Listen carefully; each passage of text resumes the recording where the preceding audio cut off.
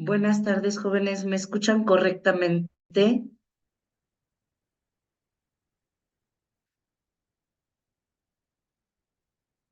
Sí, todo claro. Sí. Perfecto, gracias. A ver, veamos. Por aquí ya me hicieron entrega de la lista. Ya ahora sí, también tengo la fecha de entrega de sus calificaciones. De hecho, ahorita ya con esto en mano, ahora sí ya les puedo, ya podemos ver lo de la evaluación, cómo se va a hacer. A ver, veamos. Tengo 14 personas en lista. Sí, sí, son 14.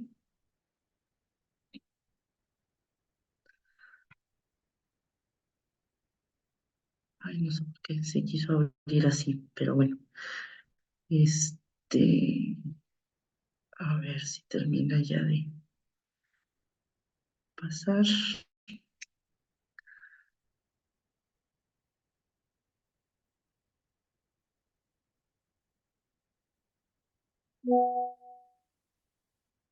No se termina de abrir. Ok. Bueno, en lo que se termina de abrir, con respecto a la evaluación del módulo, eh, tengo una evaluación por formulario de Google. En este caso no vamos a tener problema práctico.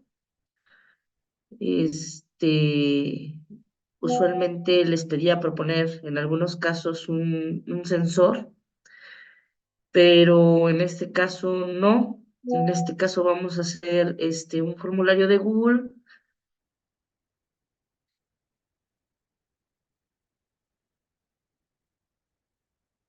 Listo, a ver, ahora sí. Sí, efectivamente son 14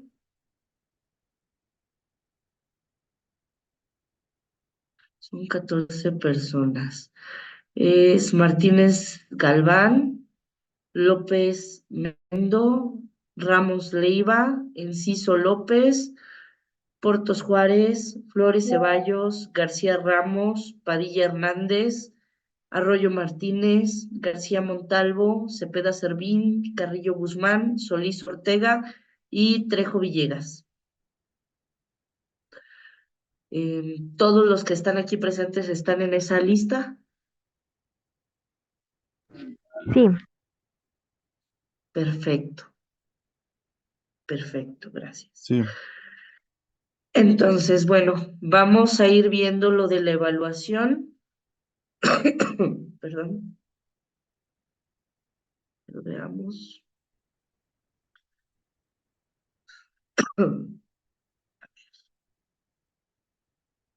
Aquí debe de estar. Para de una vez decirles, les voy a compartir también una carpeta con las presentaciones. Ya me agregué a lo que vendré siendo su grupo de WhatsApp del grupo. Como quiera, ahorita les voy a pasar un link para lo que vendría siendo las presentaciones. Ahí ya van a estar la gran mayoría. Nada más permítanme tantito, porque aquí tengo varios módulos y estoy buscando el que nada más es de sensado óptico para que ya tengan de una vez las presentaciones.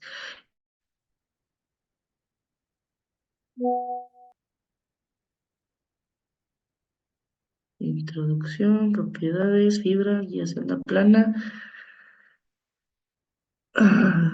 Propiedades ópticas susceptibles a medida. Perfecto. En esta. Compartir enlace.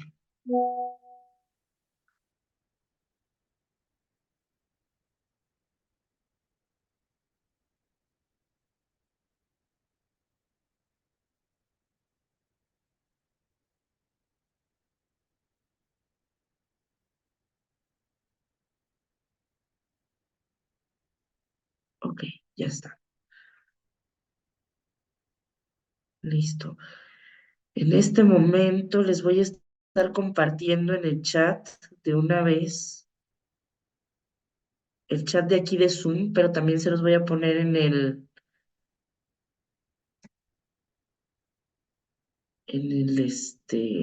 WhatsApp. Allí está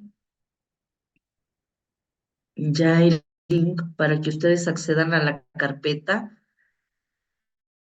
Hasta ahorita, nada más falta ahí la presentación de biosensores y un ejemplo acerca de un tatú colorimétrico, que siempre me gusta poner ese ejemplo porque es bastante, es muy completo, pero de ahí en fuera todas las presentaciones que vamos a ver hasta el día jueves van a estar ahí. Entonces, en la medida de lo posible, les subo ya lo de quimiosensores y lo faltante. Pero por lo pronto, lo que vamos a ver, lo que vimos el día de ayer, lo que vamos a ver el día de hoy, lo que vamos a ver el día de mañana, ya está en esa carpeta. Para que ya de una vez, si ustedes quieren irlo viendo, siguiendo al momento de que estamos viendo la clase, pues tienen total libertad para poderlo ver. Permítanme un segundo en lo que lo coloco en el chat de Zoom, que diga, en el chat de Zoom ya, pero hablo del chat de WhatsApp.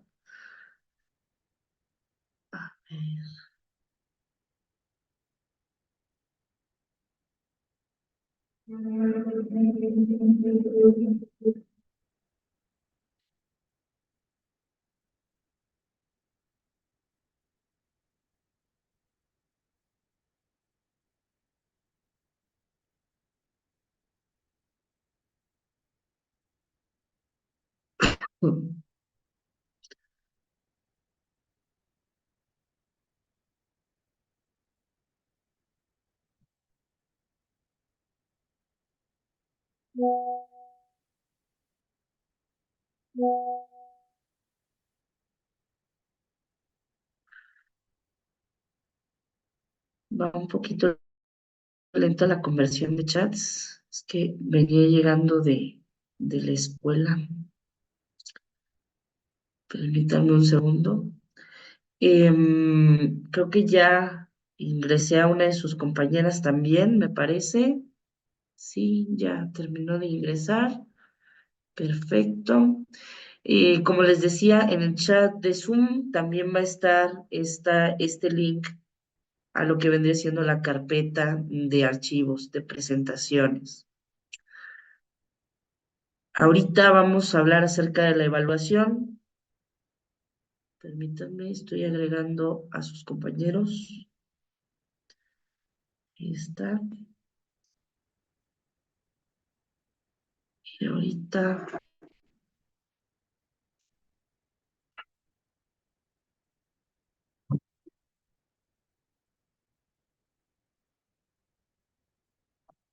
permítanme un segundo.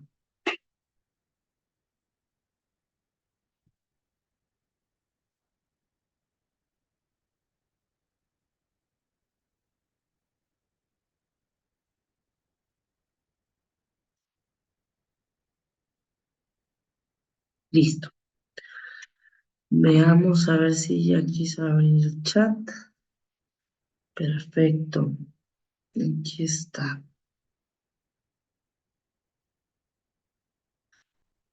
¿Todos están en el chat de WhatsApp? Sí, Ok, gracias. Para ponérselos por este medio.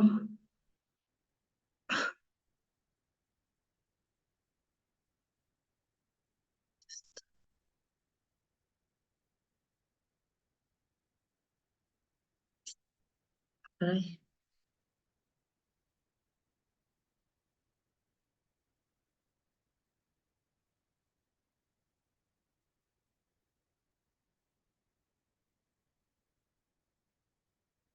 bueno, yo creo que lo voy a tener que hacer en el receso, porque esto se está trabando un poco, esta parte del chat de WhatsApp. No me pone el chat que quiero. Y se supone que ya estoy dada de alta. Están los instructores. Por alguna razón no me sale el otro.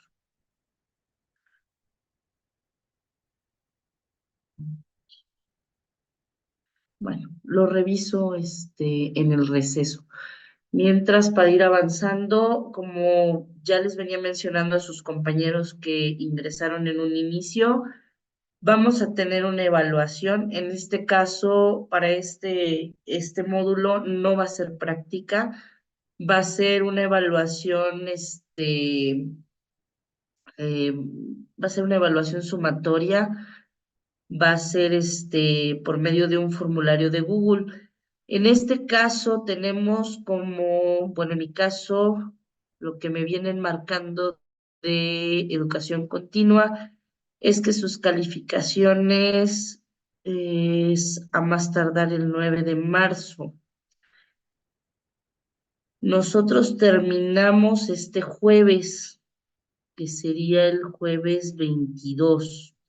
Entonces, yo usualmente les doy una semana para que hagan las evaluaciones o la evaluación. En este caso solamente va a ser una. En una voy a englobar los dos temas principales, tanto sensores ópticos como quimiosensores. Entonces, vamos a tener en una sola evaluación los dos temas principales. Ahora, les voy a dar se va a abrir la evaluación el, el viernes temprano, el viernes 23, y va a permanecer abierta hasta el día 1 de marzo. El 1 de marzo es el próximo viernes, hasta lo que vendría siendo las 23:59, para que no haya ningún problema. Y si alguno de ustedes en el transcurso de esa semana tiene algún problema con el formulario, no lo puede realizar, todavía tengamos entre semana un tiempo para que se pueda volver a dar una oportunidad de que, bueno, es que falló y ya no me dejó hacer otro intento, o no sé, este, o se mandaron así con error, maestra, Bueno, pues entonces se puede revisar y podemos hacer un segundo intento. En el caso de la evaluación, es una evaluación que es de opción múltiple, son preguntas de opción múltiple, tiene ¿cómo les digo? Está abierta para que se vuelva a hacer, esto con la finalidad de que como se les pide una cierta calificación, que ustedes, una primera digan, bueno, la voy a hacer como reto para ver cuánto fue lo que yo aprendí, y ya la segunda, ahora sí, mejorar mi calificación para ahora sí tener una buena calificación en el módulo, porque acuérdense que se promedian los módulos para que se dé su calificación. Esto con la finalidad, pues, de ayudarlos con respecto a ese promedio. ¿Están de acuerdo? Sí. Sí. Perfecto. Estoy agregando a uno de sus compañeros, ahora sí.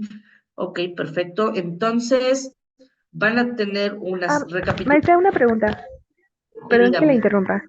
Entonces, si por ejemplo hacemos el examen 2 veces, ¿se tomaría el promedio de ambos o se ocuparía el que tengamos de mayor calificación? mayor calificación. Esto con la finalidad de ayudarlos a ustedes para que su promedio en el diplomado sea alto, que no tengan Ay, vale, problemas muchas para, gracias. que no tengan problemas. El chiste es que ustedes no tengan problemas para sacar ese requisito de egreso, que ya ustedes se lleven, aparte del conocimiento, pues ahora sí su titulación. Si este módulo les sirve para aumentar su promedio, en el que alguno lo tengan bajito, adelante. Chiste es apoyarlos en ese sentido. Entonces, bueno, eso es lo que yo puedo hacer por ustedes. Entonces, es un formulario de Google, va a estar abierto el viernes 23, perdón, el viernes 23. Yo espero que desde antes de las 7 de la mañana, si no es que lo dejo desde un día antes, desde el jueves por la noche, pero el 23 ya debe de estar abierto para que ustedes tengan oportunidad pues de irlo viendo, de irlo realizando. ¿Hasta cuándo va a estar abierto? Hasta el día viernes 1. Si en determinado momento, porque ha sucedido, perdón, ha sucedido de que a veces me dicen, maestra, es que yo como trabajo entre semana o estoy en el servicio o tengo guardias, no pude hacerlo entre semana, porque aparte yo comprendo que ustedes pues la próxima semana todavía tienen diplomado, entonces van a estar en las sesiones y pues va a ser un poco difícil que ustedes tengan tiempo para hacerlo, pero finalmente pues una semana pienso que es bastante tiempo. Pero sin embargo, sí se han dado situaciones en donde, a pesar de que sea una semana, como quiera, de repente eh, se les pasa o no hacen, dicen, bueno, voy a hacer la primera aproximación y quieren hacer una segunda y se les pasó el tiempo. No importa.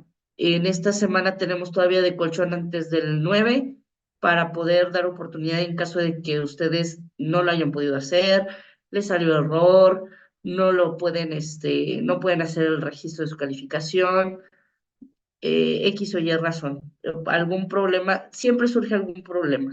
Entonces, para evitarnos de que haya algo relacionado con eso y que ustedes lograr que tengan un buen, una buena calificación del módulo, pues entonces vamos a dar ese tiempo. Entonces, una semana y si hubiera algún problema, pues tenemos todavía un poquito de colchoncito extra de días antes de que yo entregue calificaciones. Que ya entregando calificaciones a más tardar el 9 como me pide educación continua, pues yo ya no puedo hacer nada. Pero mientras, siéntanse con toda la confianza de que si en determinado momento tienen alguna duda, están haciendo la evaluación y ustedes tienen una duda, escríbanme.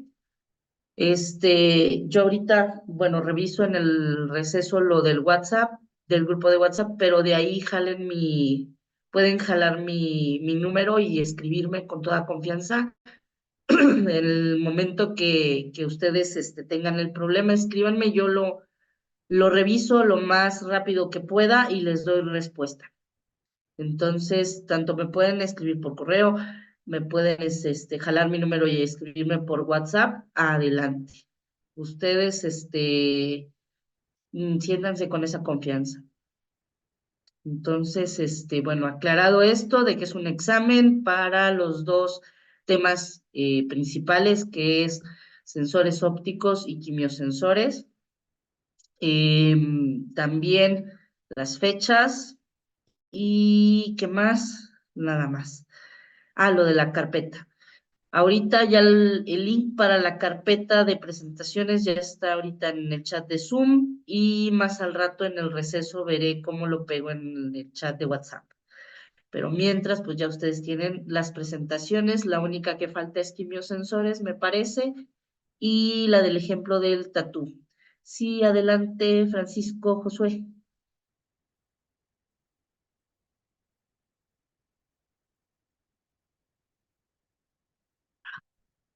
A ver, permítanme, porque no puede ser. A ver, veamos. De hecho, es la carpeta completa. A ver, déjenme ver, que no puede ser. A ver, veamos. Déjenme revisar. Ahí está. Lo vuelvo a poner. A ver, revisen, por favor, este. Puede ser que se me haya seleccionado la presentación, pero este debe ser.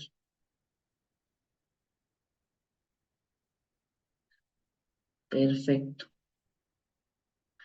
Si está, debe de estar introducción, fibras ópticas, guías de onda plana, lo que vendría siendo propiedades susceptibles a medida, ¿cómo se llama?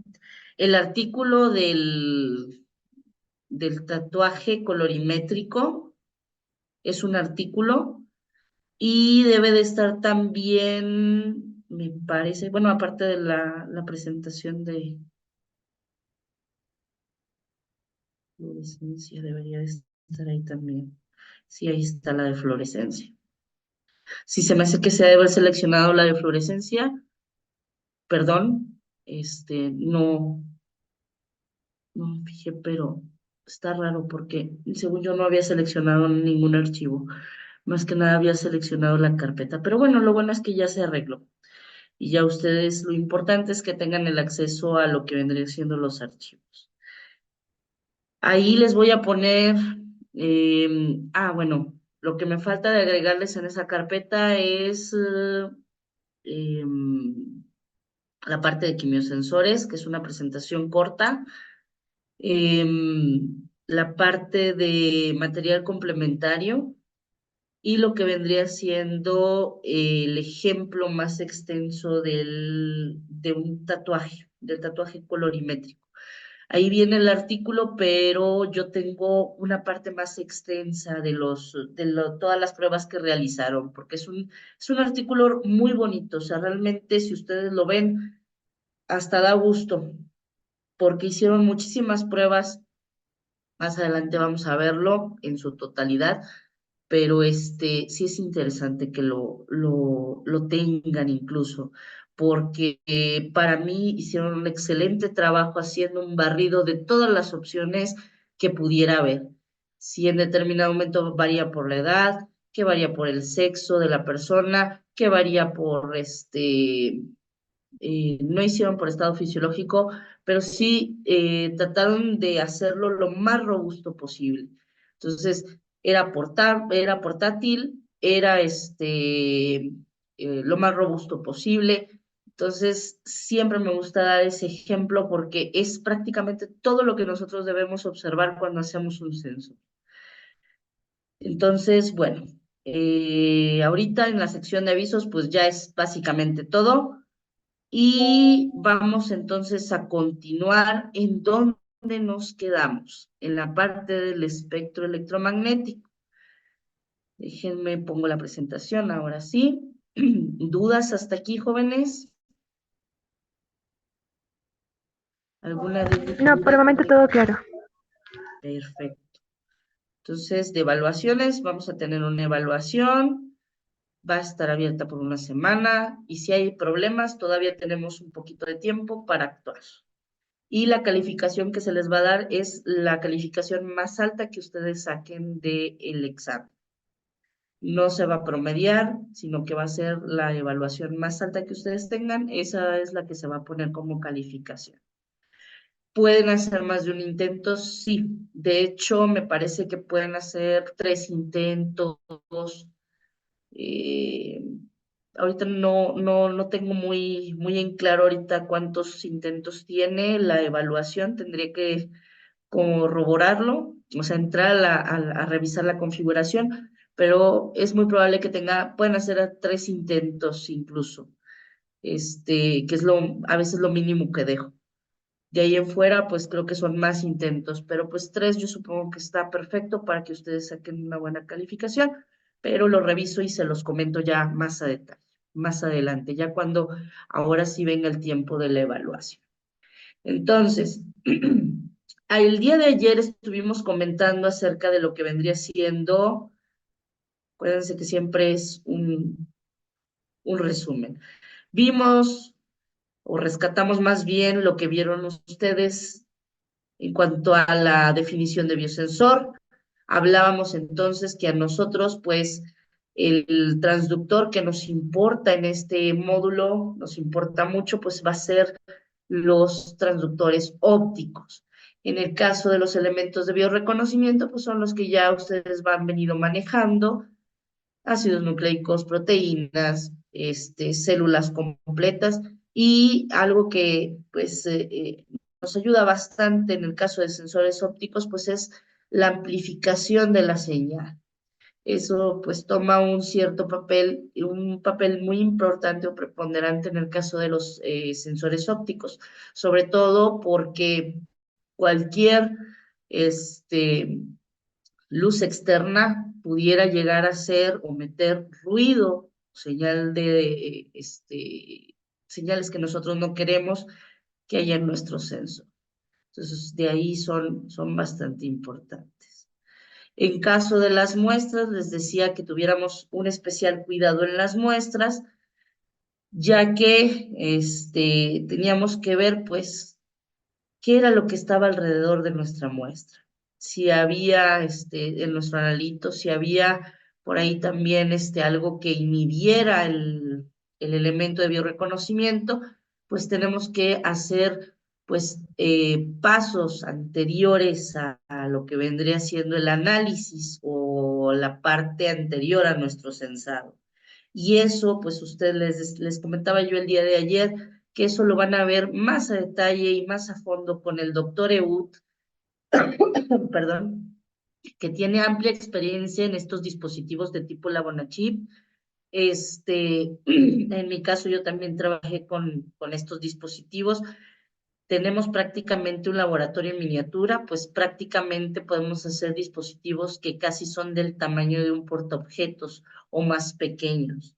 Y en ellos tener desde reactores para hacer el crecimiento de células, como en mi caso, mezcladores, etcétera, etcétera. Entonces tenemos varias operaciones de laboratorio en un espacio muy pequeño. Y esto, como ya lo vimos el día de ayer en las aplicaciones, pues ayuda en la parte de portabilidad de los sensores. Entonces, nosotros podemos hacer un sensor que contenga la parte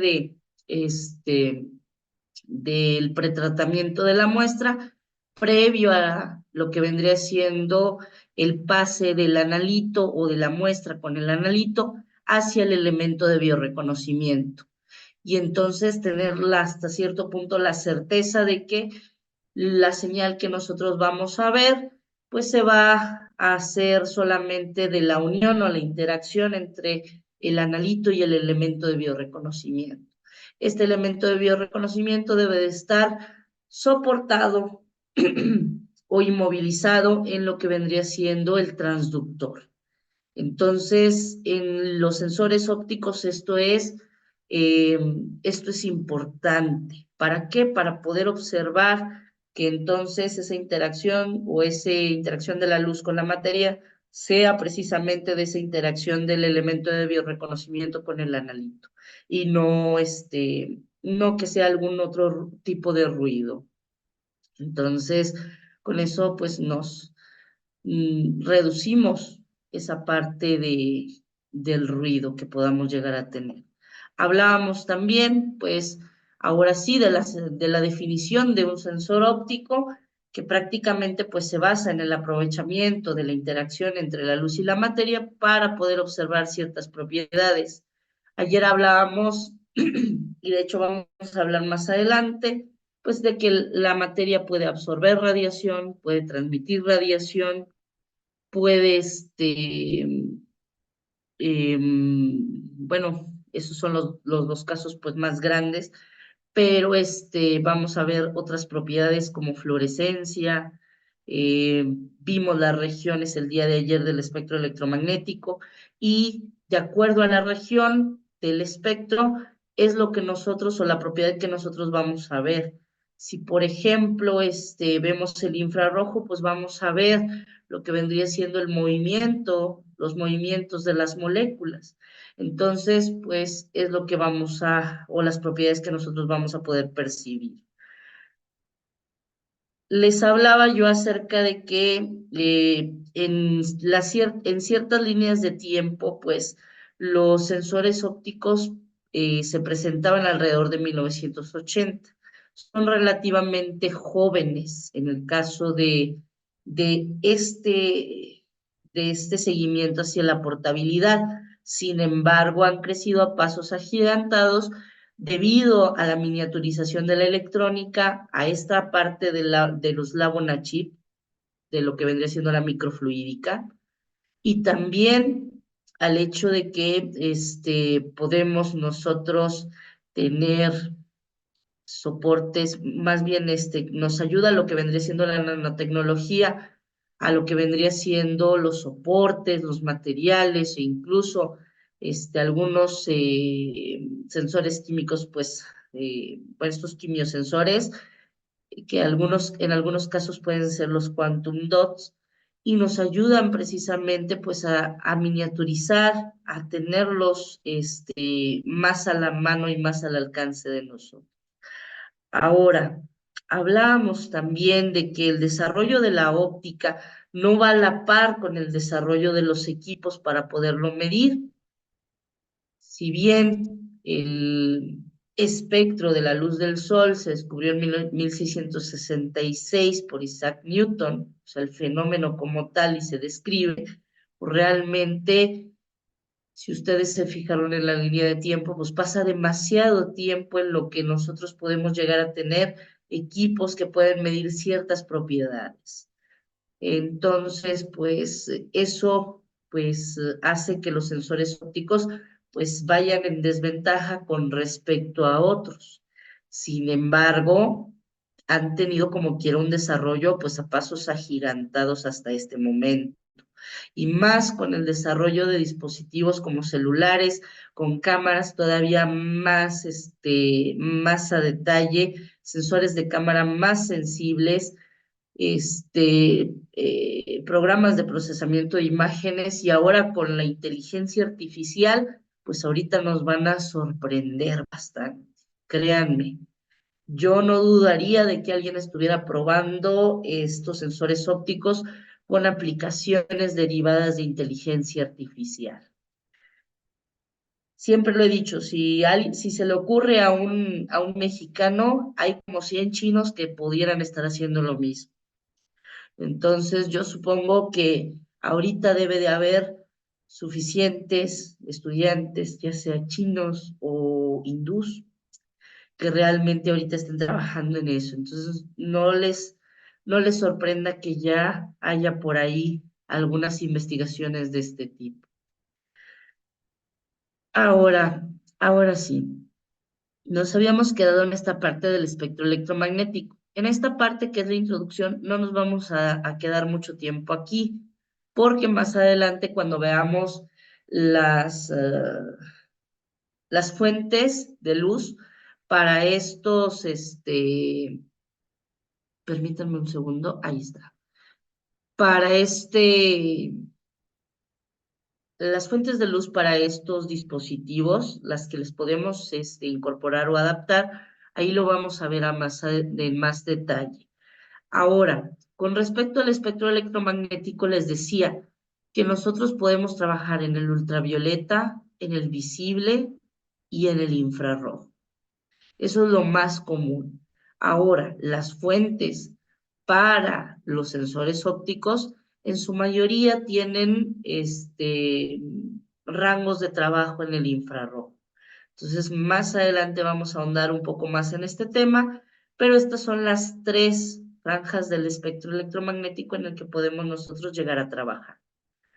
Y cada una de ellas pues representa una propiedad distinta de las moléculas. En el caso del espectro visible, pues es lo que nosotros podemos percibir por medio de los cambios de color, cambios en la intensidad, y eso más adelante lo vamos a ver en propiedades ópticas susceptibles a medida. Ustedes cuando vayan a hacer las prácticas, me parece que, de hecho ya lo revisé por ahí en lo que me mandaron de educación continua, y quien les va a dar las prácticas es el doctor Juan de Dios. Entonces, van a tener una excelente guía, de una vez les digo, en las prácticas. El doctor es excelente en la práctica y traten de aprenderle bastante en laboratorio en cuanto a la parte biológica. Tiene mucha experiencia en lo que vendría siendo este análisis enzimático, entonces traten de aprenderle mucho. Tiene mucho por darles. Y básicamente ustedes van a hacer, me parece que van a hacer una reacción con color para poder hacer mediciones. Entonces van a hacer o van a trabajar en esta región, en la región del espectro visible. Al generar color, pues van a tener ustedes entonces que leer a una longitud de onda, ya sea de 400 a 700, me parece que andaba por, por esta región, estas regiones, no estoy muy segura en cuanto a la práctica, pero van a tener ustedes que observar un cambio de color y ese cambio de color pues lo van a ver en el visible. Se van a ayudar con el espectrofotómetro, que es un equipo, pero ustedes con la vista, ustedes se pueden dar cuenta pues en qué región pudiera estar ustedes, en qué región, no en qué rango de longitud de onda pudieran estar ustedes trabajando. ¿Con qué? Con la guía de esta imagen. 400 lo que vendría siendo los violetas, los azules, hasta 700 los rojos. Entonces, ustedes pueden darse una idea conforme ustedes vean el color de la solución con la que van a trabajar.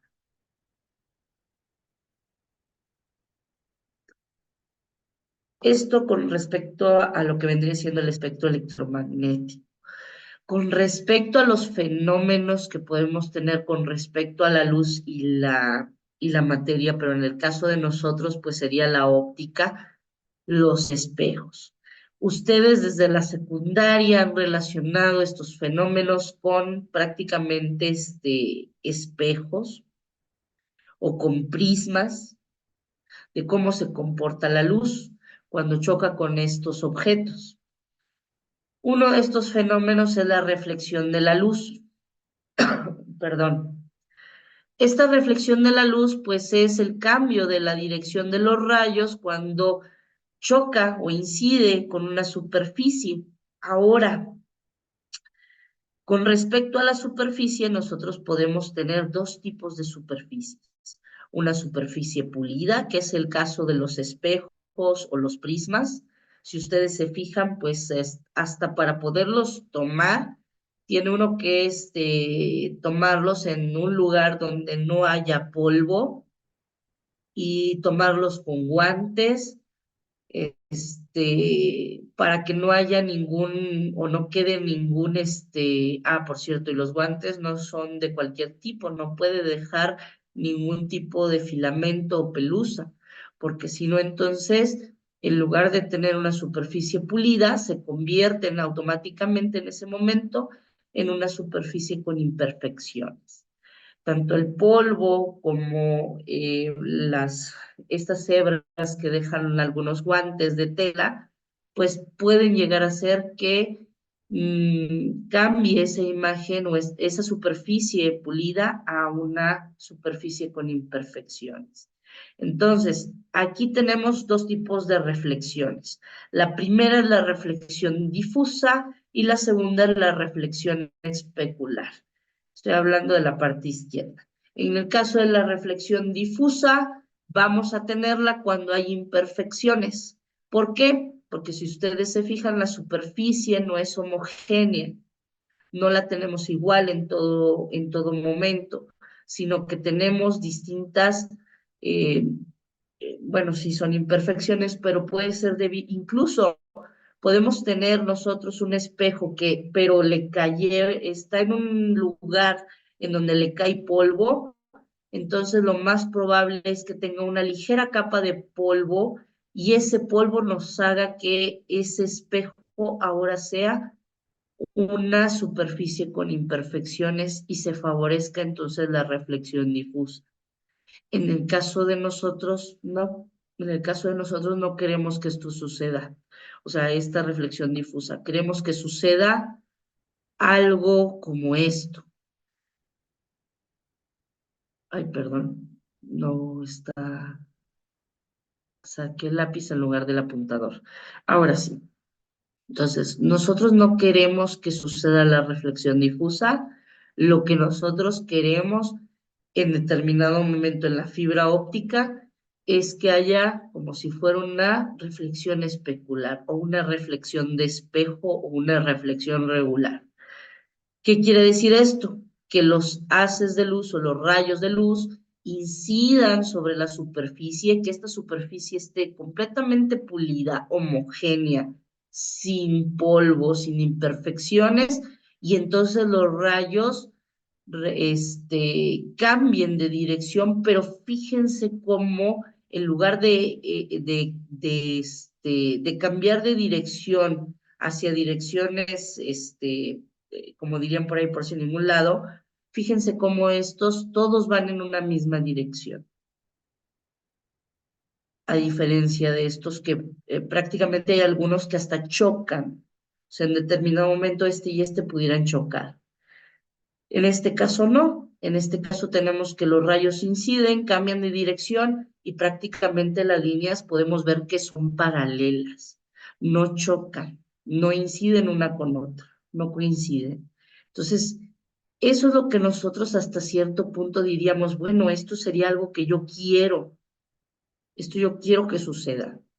Y sí, en muchos aspectos, en algunos de los equipos, esto es lo que nosotros queremos que se favorezca. En el caso de los sensores ópticos, vamos a ver que lo que nosotros queremos es que ocurra una reflexión interna total. Entonces, esto sí lo queremos, pero lo queremos con ciertas especificaciones que vamos a ver más adelante. Entonces, esto bonito, esto es lo que queremos. Ahora, ¿alguno de ustedes conoce los espectrofotómetros?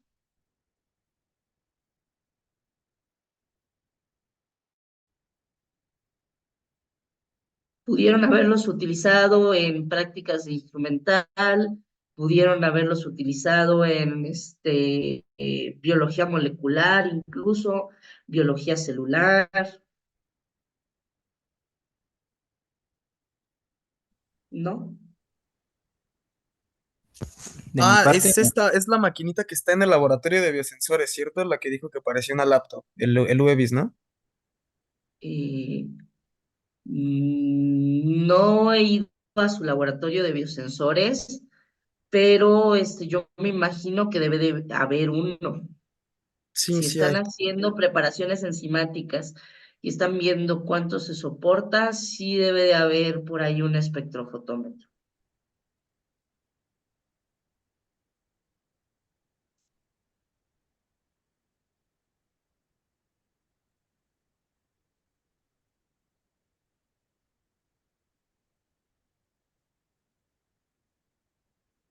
Sí, por ahí, y Isaí nos está poniendo en el chat una imagen de uno. Sí, efectivamente, este es un espectrofotómetro.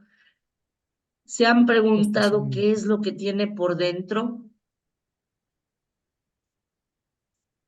Digo, nanotecnología, creo que ustedes lo vieron en el instrumental, y si no, lo debieron de haber visto.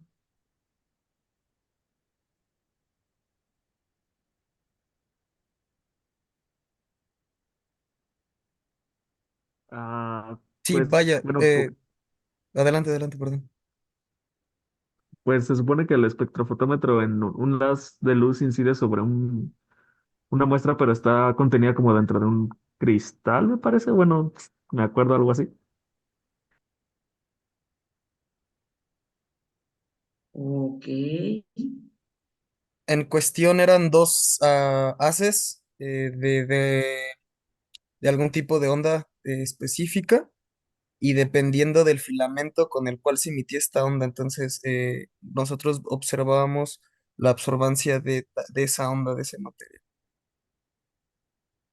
ok, Ay, por te. ahí escucho cosas buenas, por ahí escucho cosas buenas. Sé que más adelante vamos a ver esto con más detalle, pero para poder que todos estén en la misma sintonía, vamos a ver esto rápido.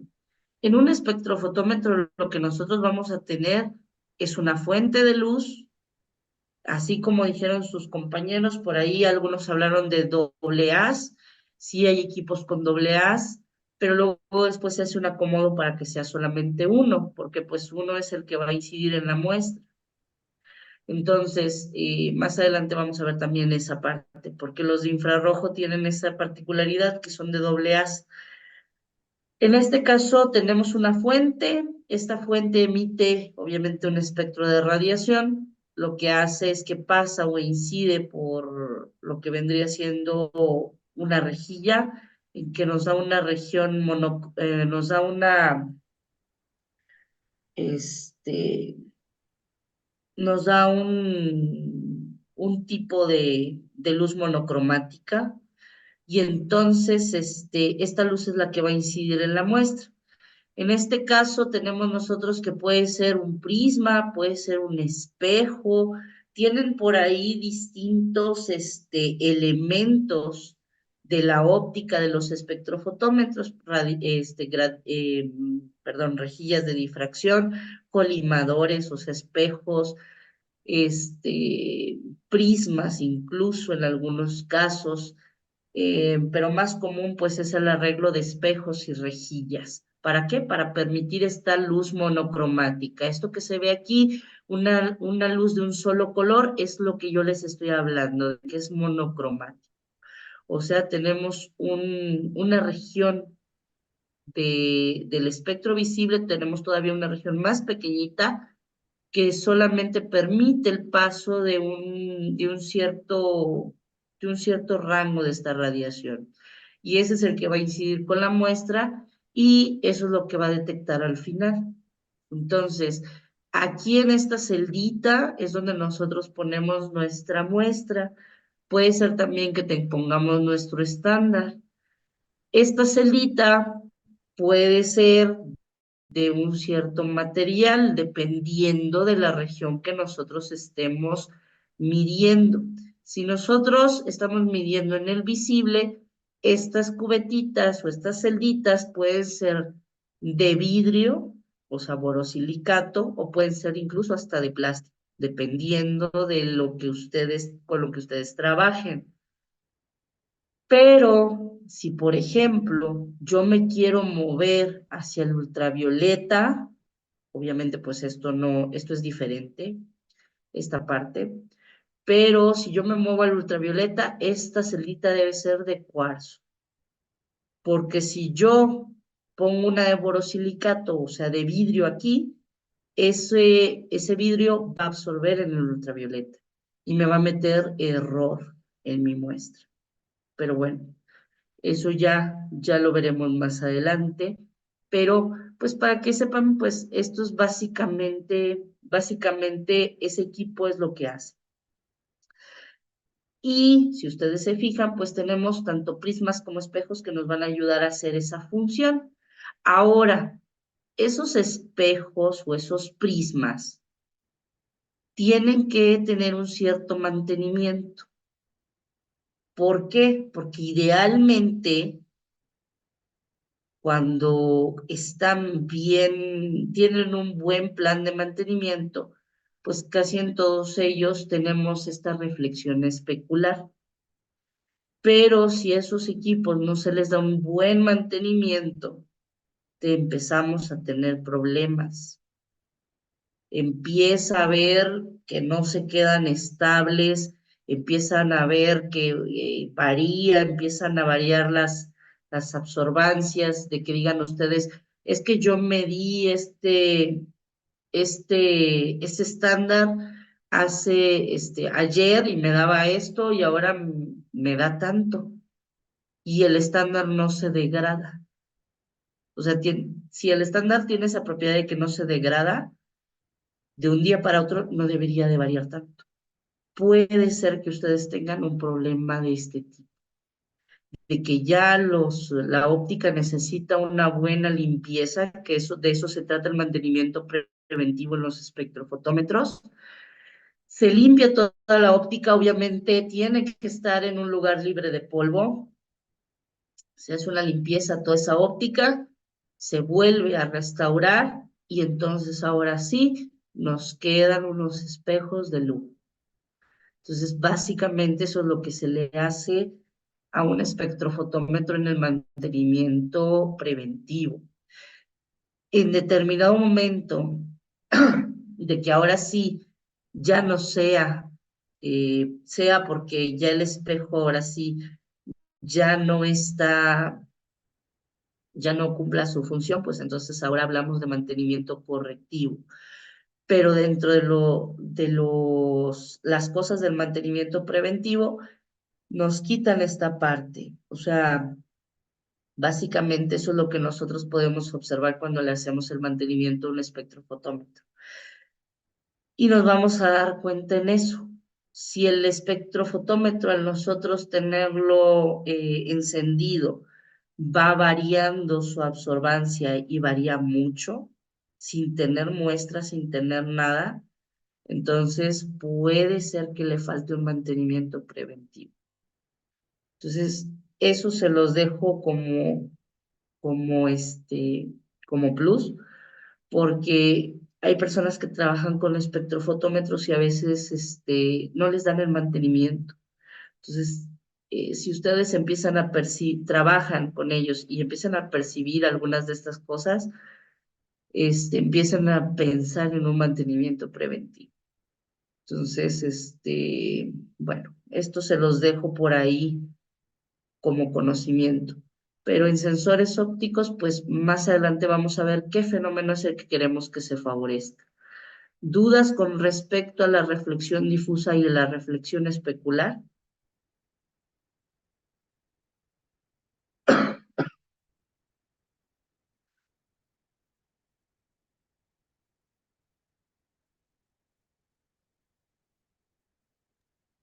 Todo bien.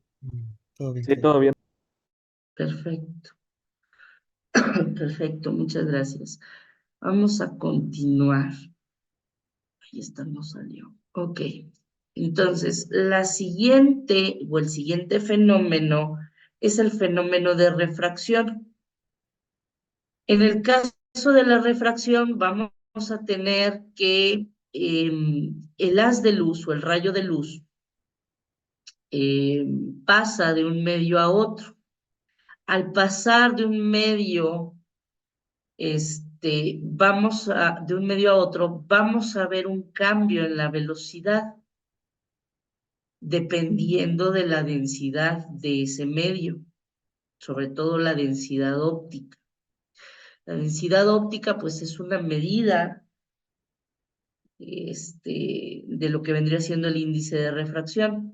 Entonces, vamos a ver que hay un cambio en la velocidad, en donde hay un menor índice de refracción o menor densidad óptica, pues es más rápido o viaja más rápido a donde hay un valor más grande de índice de refracción o de densidad óptica, ahí lo vamos a ver que viaja más lento.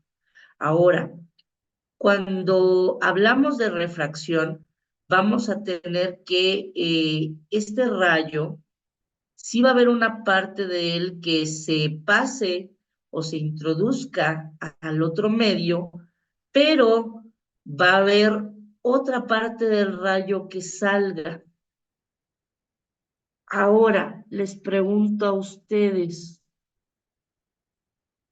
en un sensor óptico, que para nosotros es vital que la luz interactúe con la materia, ¿creen ustedes que esto nos vaya a causar algún tipo de error?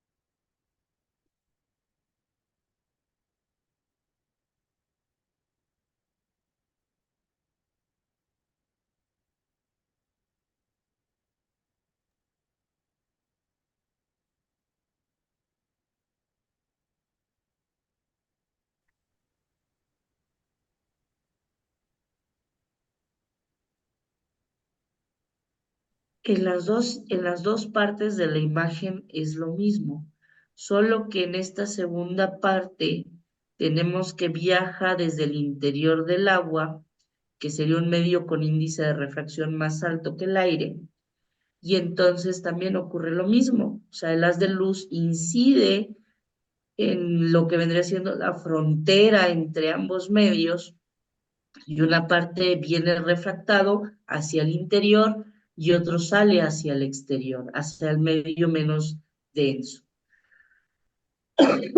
Es lo mismo. Pero, ¿creen ustedes que esto que estamos viendo aquí, aunque sea uno u otro, impacte en lo que vendría siendo nuestra medición en un sensor óptico? Si gustan, se los dejo de reflexión mientras vamos al receso. ¿Qué les parece?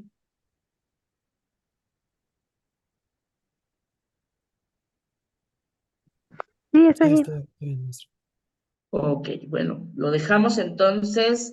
Regresando del receso, vemos a ver entonces qué es lo que pasa. Entonces, son 8:1, regresamos 8:11.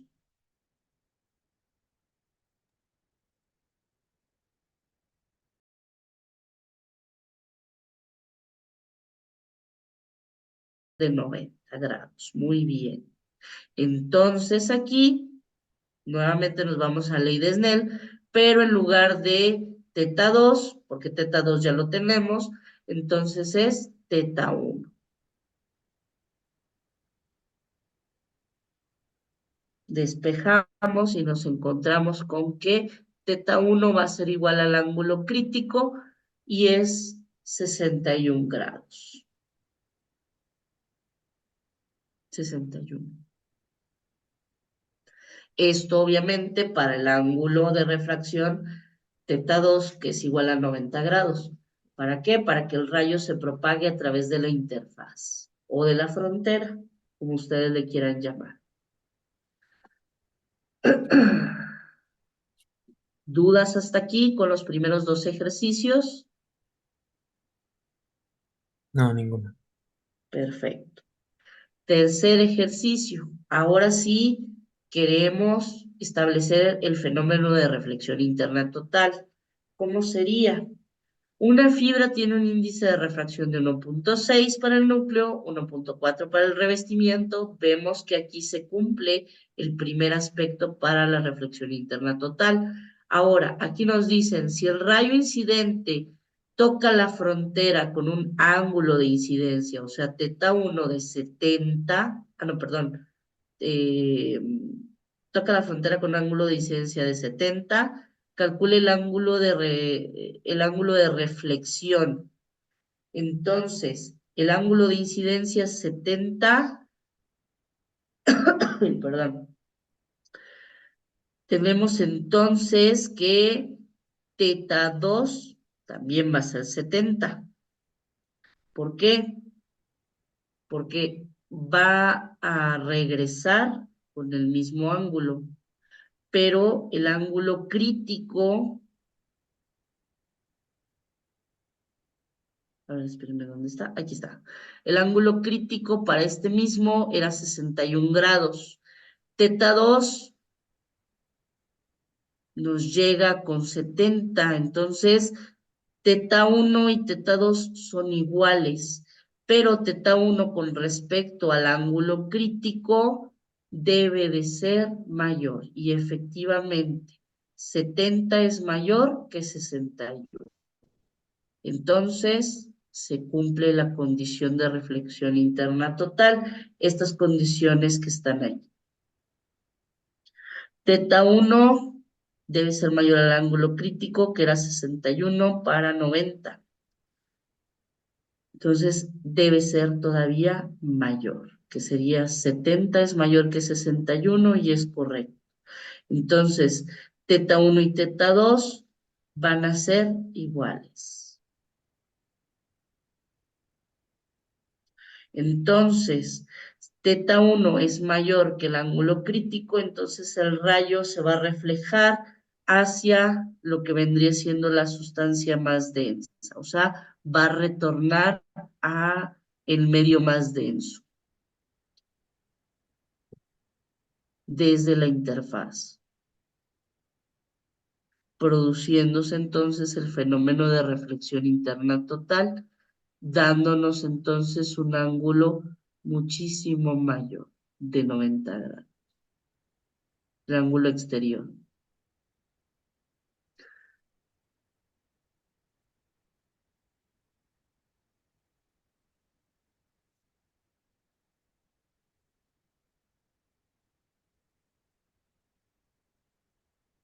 Acuérdense que aquí lo que estamos viendo es el rayo reflejado, no el rayo refractado.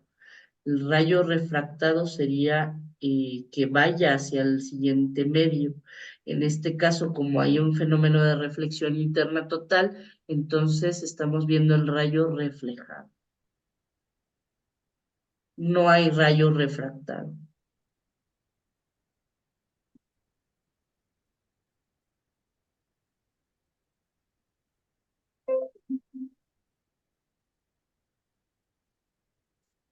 Perdón, es que salió un anuncio. ¿Dudas hasta aquí?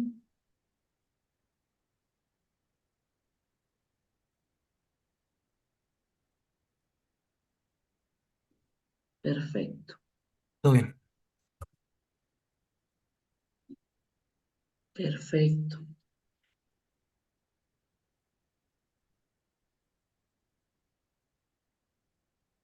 Esto es con respecto a lo que vendría siendo las consideraciones de las leyes de refracción y reflexión para las condiciones de reflexión interna total.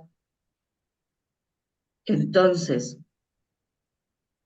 podemos nosotros jugar con estas dos condiciones, sobre todo con la pureza de lo que vendría siendo las fibras y con el ángulo de incidencia. Pero ¿cómo movemos ese ángulo de incidencia o cómo lo podemos nosotros modificar? Ya ven que cuando estaban viendo el video, sí notaron que cuando estaban moviéndose, a ver, déjenme ver si lo puedo volver a poner en el mismo punto.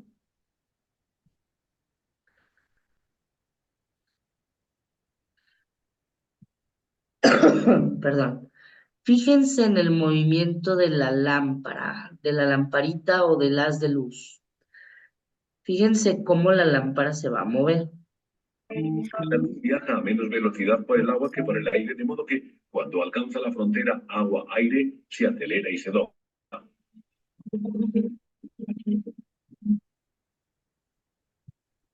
Llegado a un determinado ángulo, el rayo de luz se adopta. Entonces, si vieron en el video, ahorita la fuente, o sea, esta parte donde está el haz de luz, lo fueron moviendo. Esta también es una de las formas en las que nosotros podemos encontrar o favorecer la reflexión interna total. Para eso nos va a ayudar otro parámetro u otros parámetros. De hecho, vamos a ver que son, no nada más es uno, son varios.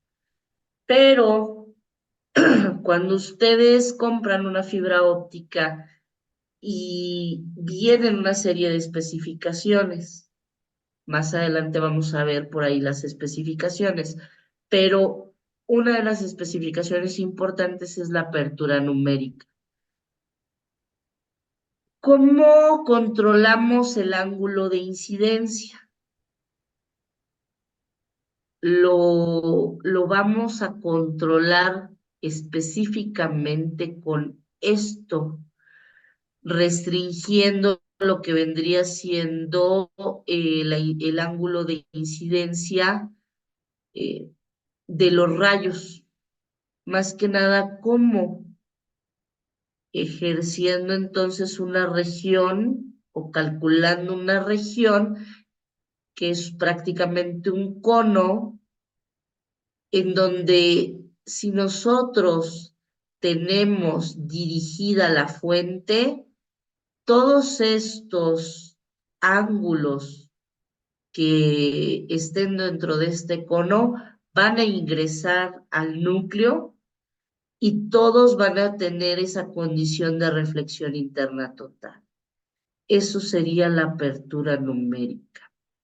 Entonces, la apertura numérica la vamos a definir como el rango de ángulos de incidencia que van a ingresar a la fibra óptica y se van a reflejar de manera interna, o sea, va a ocurrir la reflexión interna total. Este rango de ángulos van a estar definidos a partir del eje central del núcleo hacia una cierta región llamada cono de aceptación. Entonces, la fuente de luz debe posicionarse a medida de que todos los rayos de luz ingresen a este cono de aceptación. Este cono de aceptación no es que nosotros le vayamos a poner un conito de algún material a nuestra fibra óptica. No. Aquí nosotros es que matemáticamente calculemos este cono de aceptación o esta región para que nosotros podamos mover la fuente y que todos los rayos vayan a ingresar. Por eso les hacía hincapié en el video de vieran cómo se va moviendo la fuente, porque eso es un arreglo que nosotros vamos a poder hacer cuando estemos haciendo un sensor óptico. Nosotros podemos mover la fuente. Es una de las cosas que nosotros podemos hacer, aparte de modificar la fibra óptica. Ahora,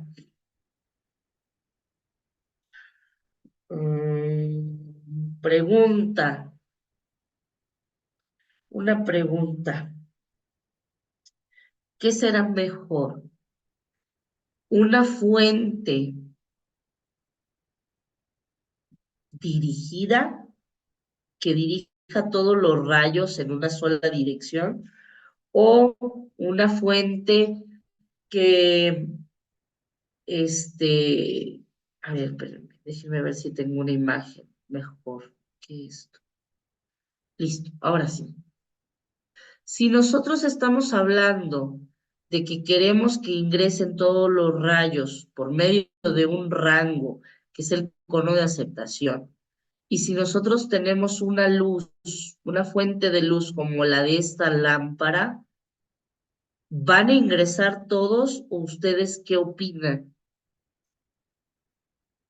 ¿Va a ser fácil, va a ser difícil que los rayos de luz ingresen?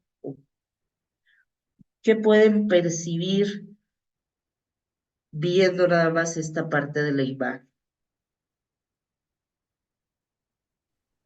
Am, pues si le lanzamos esa fuente LED, va a haber muchas longitudes de onda en esa misma fuente y luego puede haber interferencias entre las mismas, ¿no? Entonces tal vez ni siquiera entren correctamente a la fibra óptica.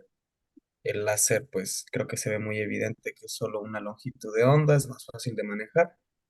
Es imposible no ver el cuadro rojo de al lado, ¿no? Y dice directamente que con láser se producen mejores fibras ópticas y un análisis así muy burdo podría ser, hay unos tubitos de fibras ópticas para ponérselo a los coches, a las teles, a cualquier cosita, y estas son muy baratas. Pero si lo comparamos con una fibra óptica que se utiliza para un sistema de redes, es muy diferente. Entonces, ahí sí se utiliza un láser. Entonces quisiera pensar que es eso. Así es. Es más difícil que los rayos se concentren, que no haya interferencias, como bien lo dice su compañero, con este tipo de fuente. Va a haber una mayor dispersión de los rayos. Lo que nosotros queremos con ese cono de aceptación es que ese rango, pues estos rayos ingresen la mayor parte o todos dentro de ese cono de aceptación o de ese rango. El láser, efectivamente, es un haz de luz más dirigido, más guiado y que obviamente es muchísimo mejor para hacer eso. Sin embargo, también podemos utilizar un LED. ¿Por qué? Por los rangos o las ventanas que abarca tanto el LED como el láser. Pero bueno, eso lo vamos a ver un poquito más adelante. Entonces, efectivamente, aquí lo que nosotros podemos hacer es que si la luz es más, tenemos una fuente de luz bastante dispersa, lo que podemos nosotros hacer es concentrarla por medio de un LED o eh, hacer echar mano del instrumental óptico, rejillas, rendijas, lentes, etc. Entonces, con eso podemos nosotros ayudarnos también a dirigir el haz de luz. Entonces, nuestro sensor óptico lo podemos fabricar o lo podemos hacer tan complejo como nosotros queremos prácticamente. Si nosotros, como bien dice su compañero,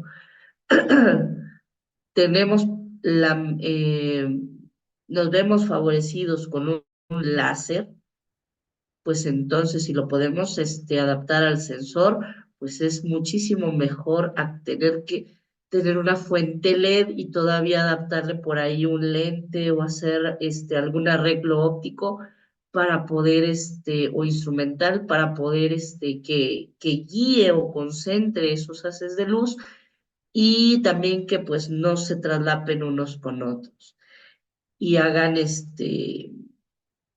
básicamente hagan el ruido más grande.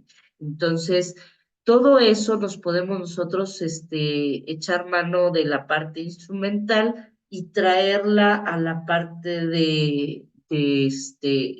del sensor. Nosotros podemos ayudarnos aquí para que la fuente guíe más el haz de luz a través del cono de aceptación y que se ocurra este fenómeno de reflexión interna total. O podemos, pues, prácticamente tomar nuestro láser y entonces ya tener el haz de luz guiado y obviamente vamos a favorecer más la reflexión interna total. Pero también, seamos sinceros, muchas veces no tenemos a la mano tanto dinero como instrumentos pues sofisticados. Entonces nosotros tenemos que echar mano de toda la imaginación, pero aparte también de todo el conocimiento que ya tenemos nosotros de instrumental para poder echar a andar los sensores. Muchas veces me han dicho, pero es que no puedo concentrar, no puedo guiar la luz. Les digo, bueno, Y entonces, ¿qué te limita? No, pues es que no sé cómo hacerlo. Y yo, pero pues si hay manera instrumental de poder añadir otra cosa aquí intermedia y que te facilite o te guíe las de luz. Entonces, pues agrégalo a tu sensor. ¿Se puede? No, pues que sí. Bueno, pues entonces agrégalo. Entonces, aquí el chiste es que ustedes también echen mano de todo ese background que ustedes traen de, ya sea de la licenciatura o ya sea de lo que ustedes han leído o han consultado o todo lo que traen ustedes de conocimiento y lo apliquen. No se cierren a lo que vendría siendo el arreglo convencional, de que la fuente, la fibra óptica y el detector o el registrador. No. Si ustedes encuentran algún problema y ustedes pueden echar mano de alguna otra cosa para poderlo arreglar, aunque sea que le agreguen un paso extra, por decirlo así, o un elemento extra, háganlo, háganlo. Muchas veces eso es mejor a andar consiguiendo que el láser, que la última, el último instrumento, la última fuente de moda o así. No, también es funcional, también se puede, es válido. No se cierren a nada más un solo diseño. O sea, realmente echen mano de todo lo que tienen. De hecho, en el extranjero nos ven bien a nosotros los mexicanos por lo mismo, de que no nos cerramos, siempre buscamos opciones, de que, bueno, es que el haz de luz no lo guía tanto. Bueno, tenemos una lente, tenemos otra parte óptica que nos ayude a canalizar los rayos, pues agárralo y mételo a ver cómo le haces, pero lo sacamos adelante. Entonces, no se casen con un modelo. Si ven ustedes que se puede aplicar, aplíquenlo.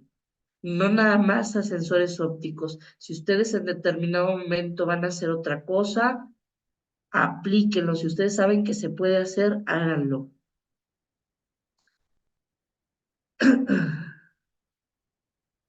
Entonces, perdón, después de esa canalización, ahora sí, esta es una conexión típica del láser. A pesar de que tengamos nosotros que un láser la luz es más guiada, como quiera, a veces ocupa un lente para que esto quede en el cono de aceptación. Esto obviamente no todos los láser, hay diferencias, pero este es el arreglo común. Perdón. Hay otros que más nuevos que guían mejor la luz y entonces esos no hay ningún problema. Pero si ustedes pueden echar mano de alguna otra herramienta instrumental, adelante. Ahora, se agregan nuevas ecuaciones. Apertura numérica, si estamos hablando de un rango de ángulos, pues entonces tenemos que la apertura numérica de la fibra óptica va a ser igual al seno del ángulo de aceptación. ¿Por qué? Porque estamos hablando de que es un cono de aceptación. Entonces debe de haber un ángulo de aceptación. Podemos calcular la apertura numérica de dos formas. La primera es con el ángulo de aceptación. La segunda es con los índices de refracción, tanto del núcleo conforme también al del revestimiento. Y esto en determinado momento es más sencillo. ¿Por qué? Porque es más fácil determinar el índice de refracción de ambas fibras. Perdón. Entonces tenemos el índice de refracción del núcleo, el índice de refracción del revestimiento, realizamos el cuadrado, luego después la resta, luego la raíz cuadrada. Entonces, vamos a obtener el valor de apertura numérica y nos vamos a dar cuenta que la apertura numérica para las fibras varía entre 0,1 y 0,5 el valor.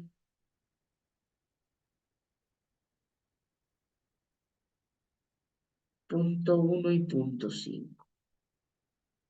Entonces, En este ejercicio tenemos calcule la apertura numérica y el ángulo de aceptación máximo a partir del eje para una fibra que tiene un índice de refracción de 1.6 y 1.4. Son los mismos valores que en el ejercicio anterior. Perdón, lo obtenemos a partir de esta fórmula y nos da el valor de 0.77. Ya que tenemos entonces apertura numérica, ya podemos nosotros calcular el ángulo de aceptación. Despejamos el ángulo de aceptación, ya tenemos la apertura numérica que es 0.77 y entonces el ángulo de aceptación nos da 50.8 grados.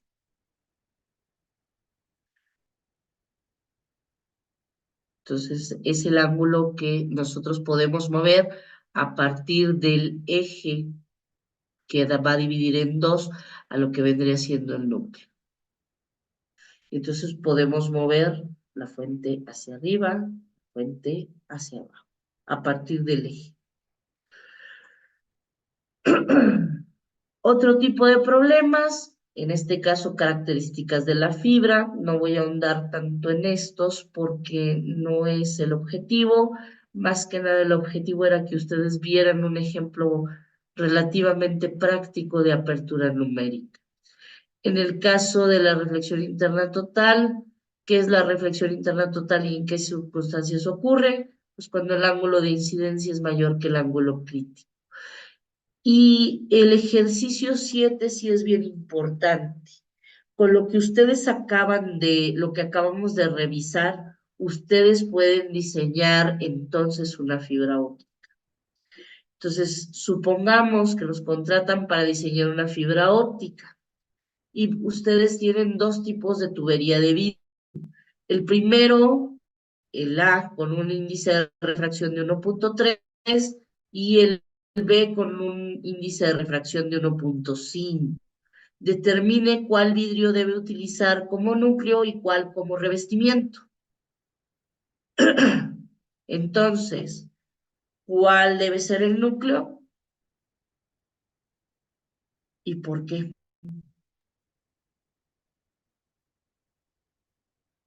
Estamos hablando de una fibra óptica. Así es. Entonces, tenemos el vidrio. Pues con los dos tipos de vidrio, busquemos que se cumpla esa condición, ¿no? De que el revestimiento tiene que tener una densidad mayor o la del núcleo, creo que es así. Al revés. Al revés, es cierto, debe tener una densidad menor para que se cumpla la reflexión total, ¿no? Ajá, entonces, el vidrio A tiene un índice de refracción de 1.3 y el B tiene 1.5.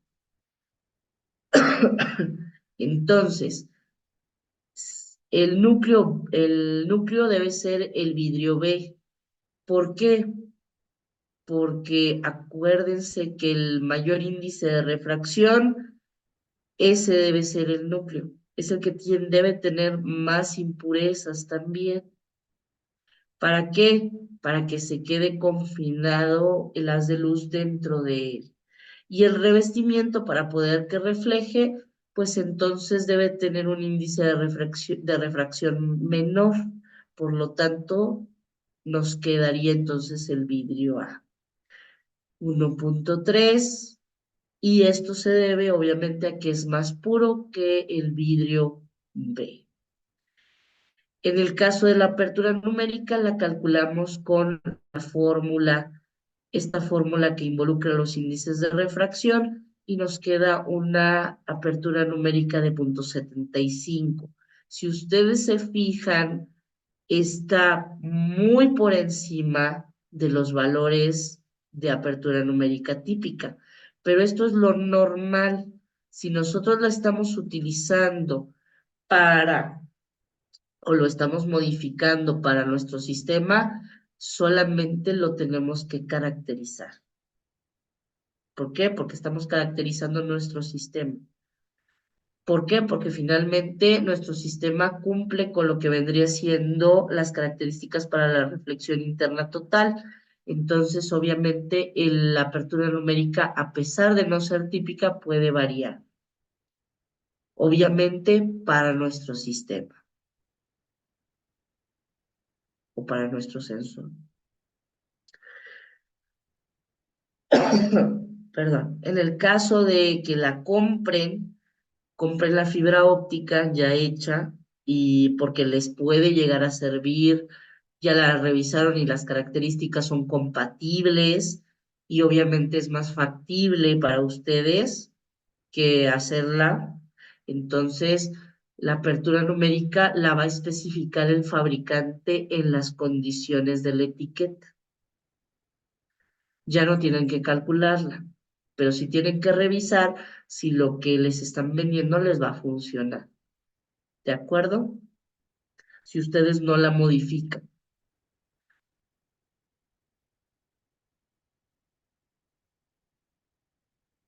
Listo. ¿Dudas hasta aquí, jóvenes? Perfecto. El día de mañana nos queda la parte del espectro electromagnético en donde vamos a ver las fuentes, los tipos de fuentes para lo que vendría siendo la fibra óptica, los modos de propagación en la fibra óptica, cuáles son las que utilizan, las especificaciones y las que tenemos en la actualidad. Y con eso vamos a terminar el día de mañana la parte de fibra óptica y nos vamos a pasar a las de onda plana. Entonces, digo, para que sepan más o menos qué es lo que vamos a ver el día de mañana. ¿Dudas? ¿Cómo van ahorita? ¿Cómo lo llevan hasta ahorita? ¿Van bien? ¿O sienten que voy rápido? ¿Cómo les parece? Bien, ok, perfecto, qué bueno. Entonces, continuamos el día de mañana, los dejo descansar. Cualquier duda ya, ya con lo del el mensaje que les puse en el chat con respecto a la carpeta, pues ya ahí me pueden ubicar con el número telefónico. Entonces, cualquier duda, escríbanme y yo les contesto en la medida de lo posible. Nos vemos entonces el día de mañana para continuar. Gracias, hasta mañana. Hasta Nos mañana, vemos mañana. que descansen, cuídense mucho.